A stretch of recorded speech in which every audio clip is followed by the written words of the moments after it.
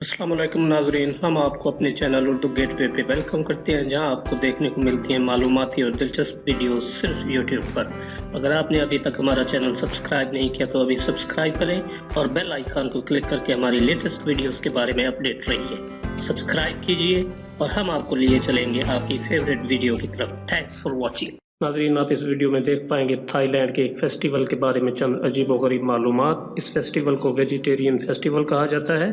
इस फेस्टिवल में लोग किस अंदाज से शिरकत करते हैं, अपने गालों और मुंह में से छुरियां और चाकू और दीगर तेज़ धार आलात क्यों गुजारते हैं, अपने आप को तकलीफ क्यों देते हैं, इसके पीछे क्या नज़रिया कार फरमा है, इन मालूमात के बारे में अगर आपको दिलचस्पी है तो वीडियो को एंड तक ज़रूर देखिए। तो चलिए शुरू करते हैं। नाज़रीन, थाईलैंड अपनी रंगारंग तहजीब और सकाफत और अनोखी तर्ज के मेलों की वजह से दुनिया भर में मशहूर है और सियाहों की तवज्जो का मरकज़ भी है।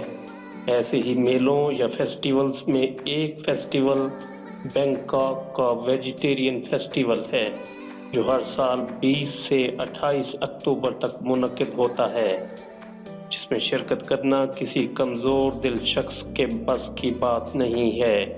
ये मेला सब्ज़ी खाने वालों का मेला होता है, जो वेजिटेरियन फेस्टिवल के नाम से जाना जाता है। इस मेले में थाईलैंड के हज़ारों सब्ज़ी खोर इकट्ठे होते हैं और अपने गालों से खौफनाक अंदाज में छुरियां, कांटे, लोहे के तार, चाकू, बंदूकों की नालियां और दीगर तेज तार और नोकीली चीज़ें गुजारते हैं कि देखने वाले दिल थाम कर रह जाते हैं। थाईलैंड के इस अजीब व गरीब और खौफनाक मेले में जोई टोई श्राइन और दीगर श्राइन्स की इबादत करने वाले यात्री भी शामिल होते हैं।